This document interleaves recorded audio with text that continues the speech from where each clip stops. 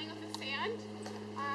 We decided to write some poems about our experience. We have three. Let's start. T O M A T O.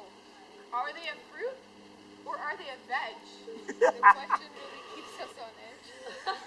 While it has seeds, it's not very sweet. We really love it, but it's always Ethan likes tomatoes. it's even better than potatoes. Johnson likes tomatoes. Even better than potatoes. And Katie likes sand. Wait, we're not done. That was poem number one.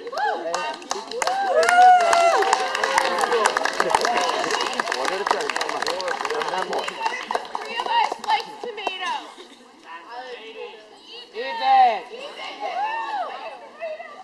Okay. Number two. Wait, I actually don't know that I spelled this right. This would be real awkward. B R O C O L. No, two C's. I. Oh! Two C's. Wait. Sorry. Broccoli's green. Give it a try. I'm being truthful. This is no lie. Is it a superfood? We'll never know. But we sure know it helps you grow. And it looks like a very green tree. And eat it lots.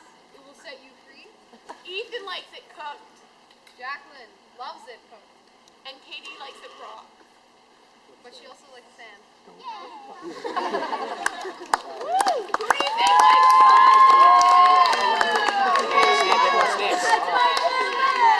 I like broccoli. Okay, now, I don't know if you'll believe this, but this is actually one of our favorite vegetables.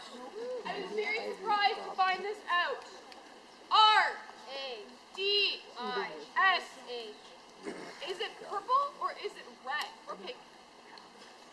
The question really bubbles in my head. Katie thinks they are nice and crispy. How you eat them is another mystery. They have a tiny sprig at the end. Radish is broccoli's friend.